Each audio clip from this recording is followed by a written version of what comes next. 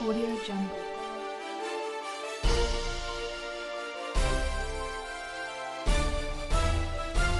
Audio Jungle. नाज़रीन नाज़रीन हमारा जो टॉपिक है वो चल रहा है इल्म के ऊपर, नॉलेज इन डिफरेंट सोसाइटीज। तो उसके ऊपर राय लेते हैं। जी अली भाई, जी आप कुछ कहना चाह रहे थे लास्ट एपिसोड में? देखिए, मैं समझ रहा हूँ कि ये थोड़ा सा हमारा कंपैरिजन चल पड़ा है कि साइंटिफिक रूम का और लिटरेरी या अदबी हवालों से। हाँ जी, इनका कंपैरिजन मेरे ख्याल नहीं बनता, क्योंकि हर एक अल्लूम की एक अपनी एपिस्टीम कहते हैं कि एक इल्म का दायरा इख्तियार क्या है। ठीक है, ठीक है। हर नॉलेज और हर इल्म का एक अपना दायरा इख्तियार है। साइंस में भी फिजिक्स का अपना दायरा इख्तियार है, केमिस्ट्री का अपना है, बायो का अपना है, मैथमेटिक्स का अपना है। इसी तरह इकोनॉमिक्स का, सोशियोलॉजी का, आर्ट्स का, हिस्ट्री का, फिलॉसफी का, सोशियोलॉजी का, हिस्ट्री का, इन सब का अपना अपना दायरा इख्तियार है। अब इंफॉर्मेशन टेक्नोलॉजी में आप चले जाएं, कंप्यूटर साइंस में चले जाएं, तो वहां पे इतने अलूम हैं, इतनी उसमें आगे से उसकी इतनी आगे से ब्रांचेस हैं कि उनका पता भी नहीं है उनका। ठीक है, बहुत ज्यादा, बिल्कुल। एस्ट्रोनॉमी में चले जाए वहां बेशक। इसलिए हर इल्म जो है वो इल्म है और उसकी ब्रांच डिफरेंट है, उसका दायरा इख्तियार और दायरा अमल डिफरेंट है, उसकी एपिस्टीम डिफरेंट है, उसका फ्रेम ऑफ रेफरेंस डिफरेंट है। ठीक है, पहली बात तो ये है। अब देखें, इल्म या चीजें जो होती हैं वो रेलिवेंट रहती हैं। अब घोड़ा जिस जमाने में बहुत रेलिवेंट हुआ करता था, आज F-16 निकल आया, F-14 निकल आया, सुपरसोनिक त्यारे निकल आए, स्पोर्ट्स कारें निकल आई। ठीक है, लेकिन घोड़े की रेलेवेंस खत्म तो नहीं हुई। कि उसकी क्या वजह है? उसकी वजह ये है कि इंसान जो है, जब तक वो इस जमीन पर मौजूद है, उसमें जमालियात का अंसर जो है वो भी शामिल रहेगा। इंडस्ट्रियल माशरे में या एक इंतहाई साइंटिफिक इंसान भी जो है वो भी शाम के वक्त गार्डन में परिंदों की चहचहाहट में चाय का या कॉफी का एक कप पीना बहुत पसंद करता है। ठीक है, उसका भी दिल करता है कि मैं लैब से निकल के बाहर किसी पुरसुकून फिजा में फूलों के पास बैठ के, गार्डन में बैठ के, परिंदों जानवरों के पास बैठ के, या हॉलीडेज पे अगर जाऊं तो किसी नेचुरल इलाके में जाऊं। तो ये जो जमालियात का एक एलिमेंट होता है ना इंसान की एस्थेटिक में, उसको कभी भी नजरअंदाज नहीं किया जा सकता।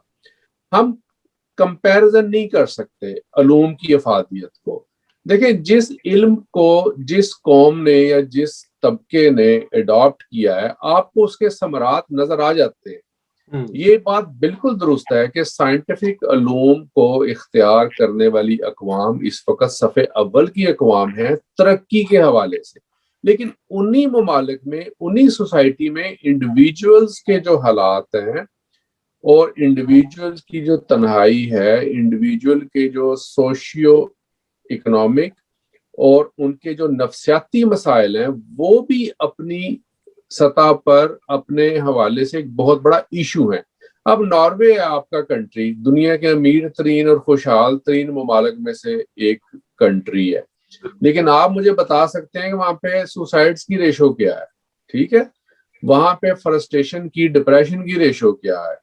तो कुछ मामलात इंसान के ऐसे हैं जो हर तरह के इल्म की दस्तरस से बाहर होते हैं। इंसान का दिल कभी चीखो पुकार करने को भी करता है, कभी इंसान का दिल जो है वो आजादी के लिए वो चाहता है कि मैं अपने पर फड़फड़ाऊं और मुझ पर कोई कदगन ना हो, कोई पाबंदी ना हो, हर तरह की फिक्र से आजाद हो। मैं बहुत सारे लोगों को जानता हूँ, वो कहते हैं यार हमारी हॉलीडेज ये है कि हम अपना मोबाइल फोन ऑफ कर दें ताकि हम किसी चीज से जो है इन टच ना हो। तो जो इंसान की फिक्र है, जो उसकी नफ्सियात है, जो उसकी फितरत है, उससे इनकार नहीं किया जा सकता। और अगर आप उसे इनकार करते हैं तो फिर मेरा ख्याल है कि हम बहुत सारी हकीकतों से इनकार कर रहे हैं। बिल्कुल सही है, बहुत जबरदस्त वाइंड अप किया आपने। अब जी जफर भाई, बैक टू द पॉइंट। जो ये है इल्म मुख्तलिफ माशरों में, इसको आप कैसे, सजाद भाई के साथ मुत्फिक हैं आप? नहीं, जी देखें, सज्जाद साहब ने ना جو بحث ہے نا وہ بالکل اور طرف چلی گئی ہے. ہم یہ بات کر رہے تھے کہ جو مختلف معاشروں میں جو علم ہے اس کی کیا نوعیت ہے, اور جب وہ علم آپس میں ٹکراتے ہیں تو کون سے علم کو فوقیت حاصل ہوتی ہے. یہ جو شاہ صاحب نے بات کی لا رہا ہے, مطلب یہ درست باتیں ہیں, لیکن یہ بحث تو پھر اس طرح کی بن جائے گی کہ ایک ایگریرین سوسائٹی کے اندر بسنے والا فرد انفرادی طور کے اوپر زیادہ سکون محسوس کرتا ہے, یا ایک انڈسٹریل سوسائٹی میں بسنے والا فرد جو ہے وہ زیادہ خوش ہے, خوشحال ہے.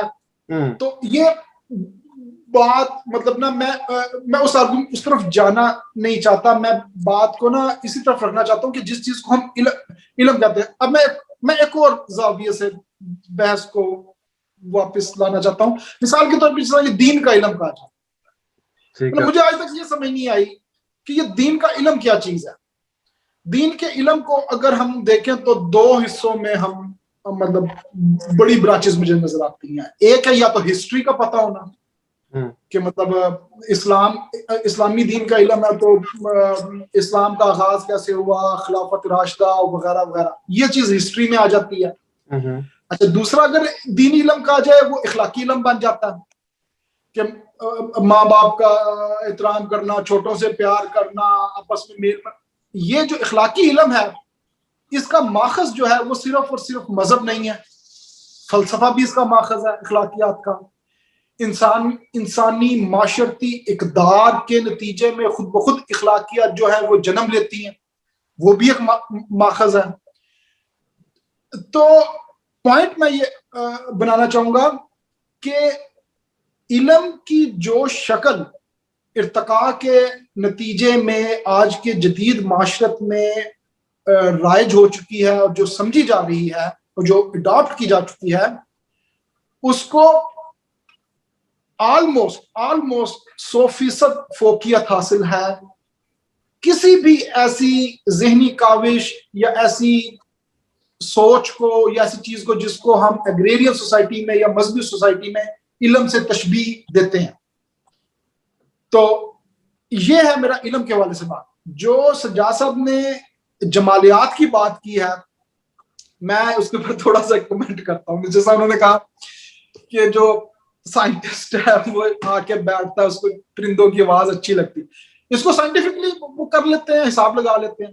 میرا ایک باڈی ٹمپریچر ہے, ٹھیک ہے, اگر انوائرمنٹ کا ٹمپریچر اس سے زیادہ ہو جائے تو مجھے ٹھنڈ لگتی ہے, اب وہ گرمی لگتی ہے. اگر کم ہو جائے تو مجھے ٹھنڈ لگتی ہے. ہاں, ماحول کا ٹمپریچر ایسا ہو 22 ڈگری سینٹی گریڈ 21 ہوا چل رہی ہو تو میری باڈی ریلیکس رہتی ہے, اس کو کوئی ایفرٹ نہیں کرنی پڑتی, مجھے اچھا لگتا ہے وہ ماحول. اچھا, جو پرندوں کی آواز کی بات کی ہے, مطلب کوئی آواز آتی ہے میرے کانوں میں آ کے لگتی ہے, اگر وہ مجھے اچھی لگتی ہے تو میں اس کو انجوائے کروں گا.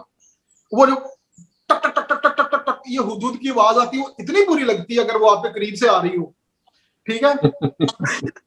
وہ جو درخت ٹک ٹک ٹک ٹک ٹک موڑی کر رہا ہوتا ہے درخت کے اندر, تو میں بسط احترام گزارش کروں گا کہ جمالیات کو بھی بڑی حد تک ڈیفائنڈ کیا جا سکتا ہے سائنٹیفک ٹرمز میں.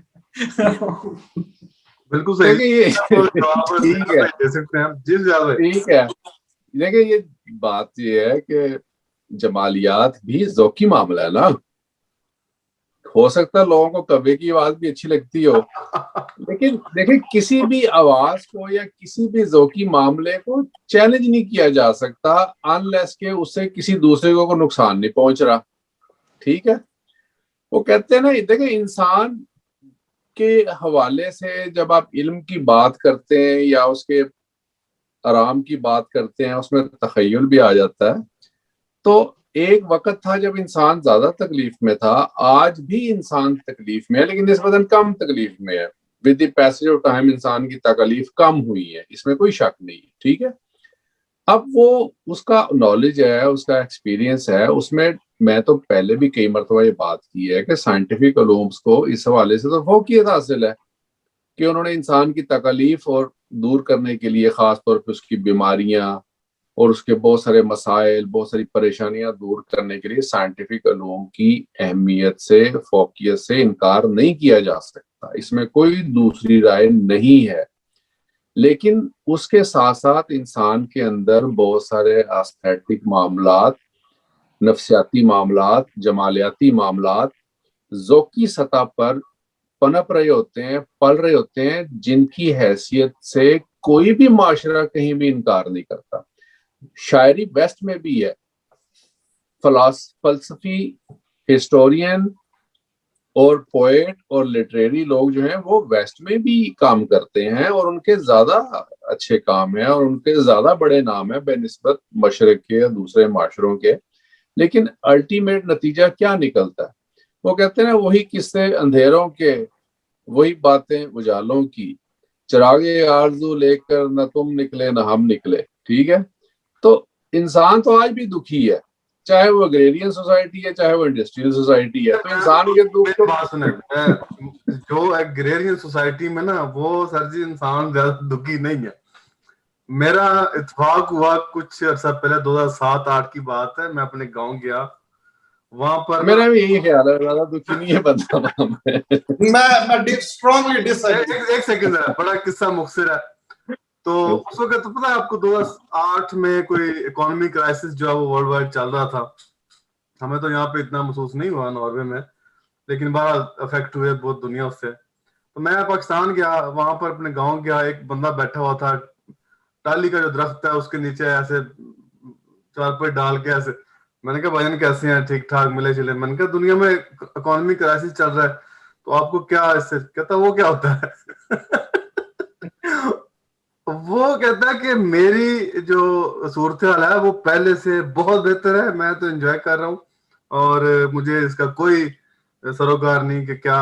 اب جو ہمارے طرح کی جو انڈسٹریل سوسائٹیز کے لوگ ہیں وہ بات سنی لیں تو ان کو ٹینشن جو ہے شروع ہو جاتی ہے کیا ہو جائے. جی ظفر بھائی. جی یہ جس بندے سے آپ ملے جو ٹالی کے درخت کے نیچے بیٹھا ہوا تھا, یہ ایک بندہ ہے, مثال ہے ایگریرین سوسائٹی کے فرد کی.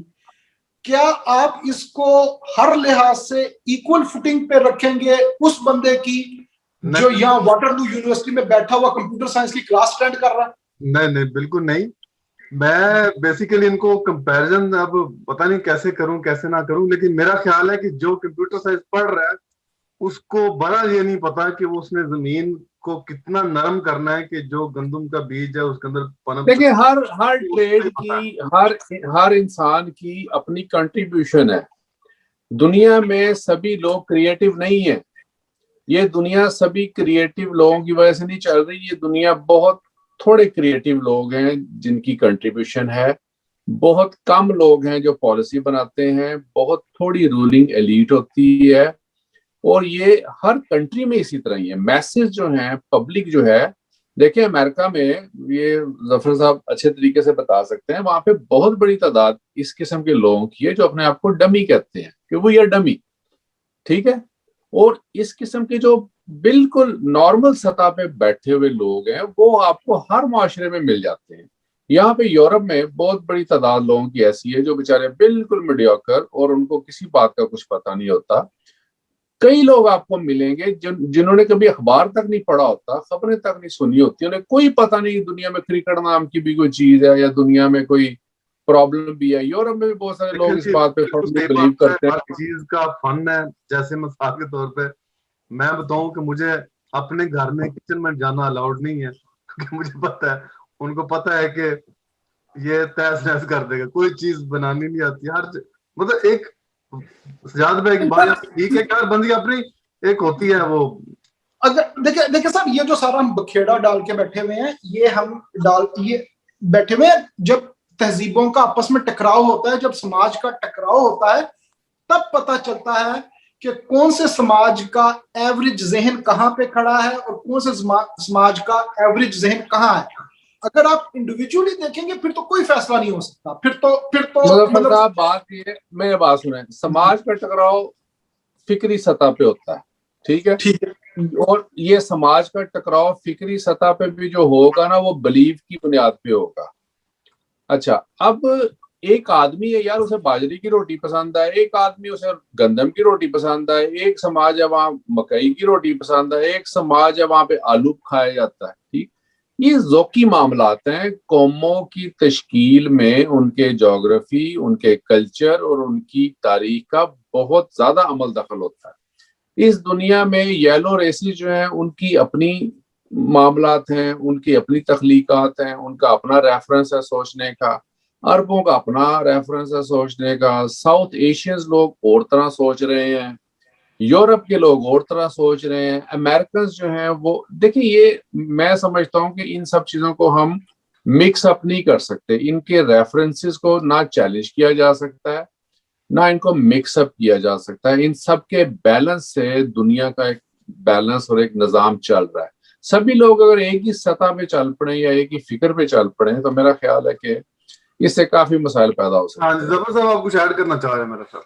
جی سر دیکھیں، اچھا چلے آپ نے یہ بات کی کہ فکری سطح پہ ہوتا ہے، میں پھر آپ سے کوشچن کرتا ہوں.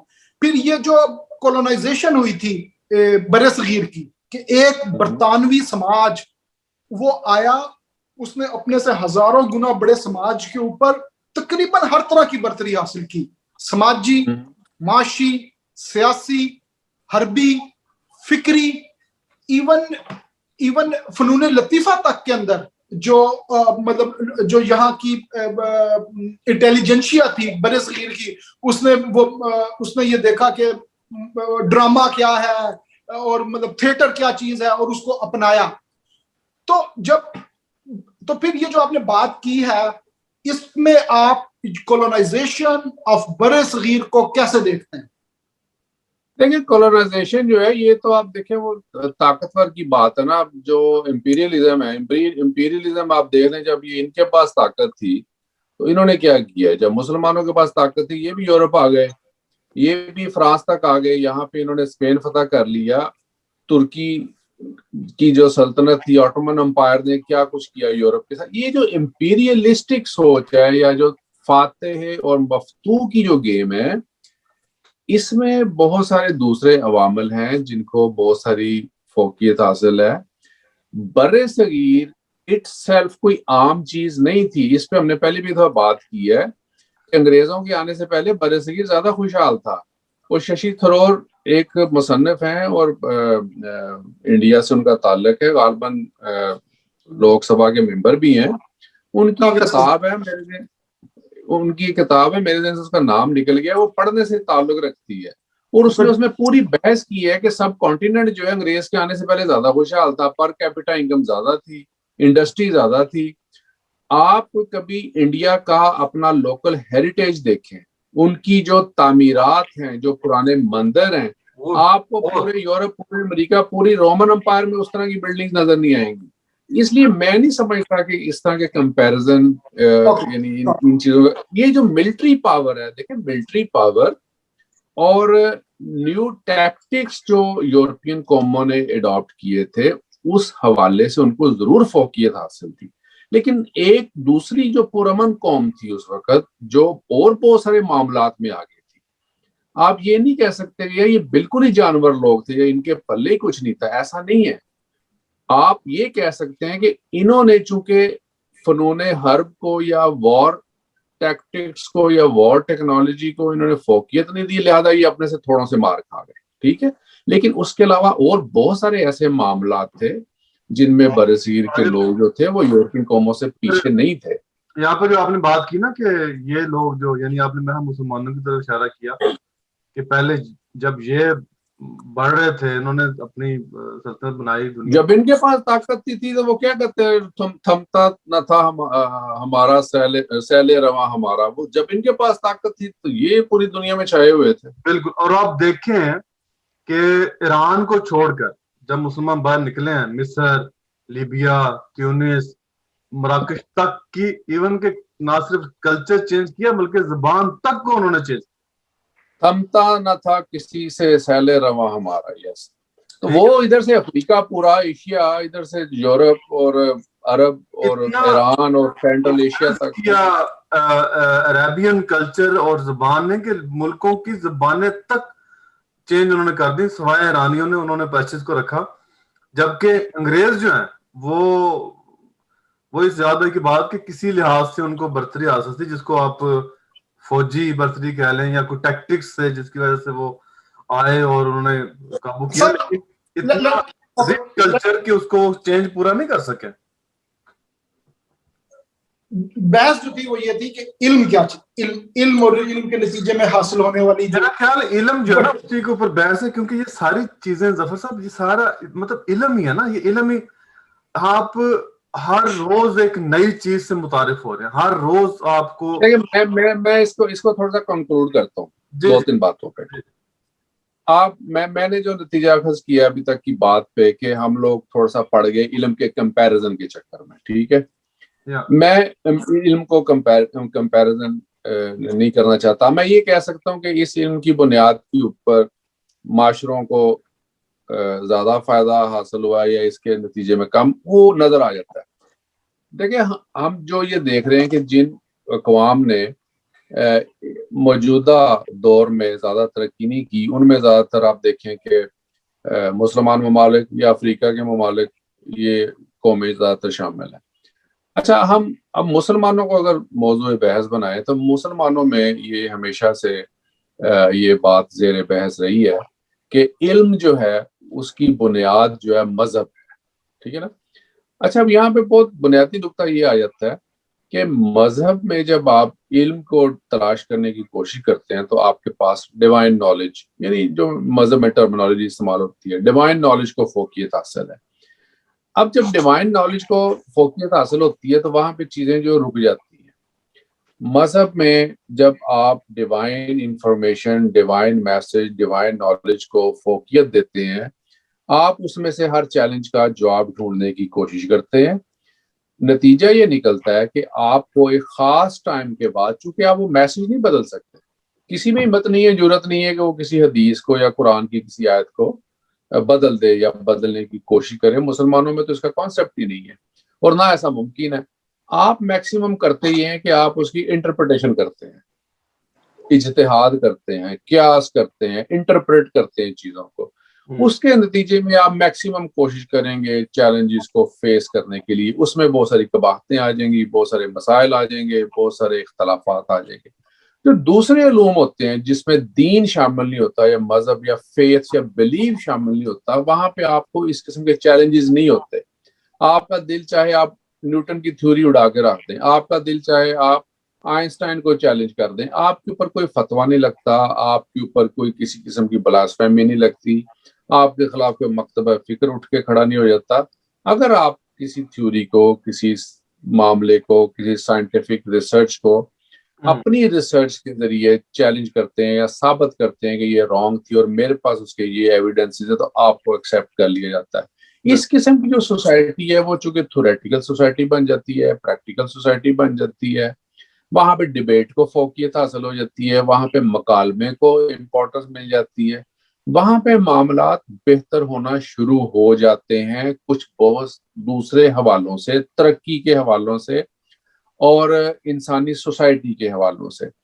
لیکن اگین جو مذہبی معاشرے ہیں، پیور ٹپیکل جو تھیوکریسی جہاں پہ نافذ ہے، وہاں پہ یہ عمل رک جاتا ہے اور اس کے نتیجے میں وہ قومیں پیچھے رہ جاتی ہیں. لیکن ہم یہ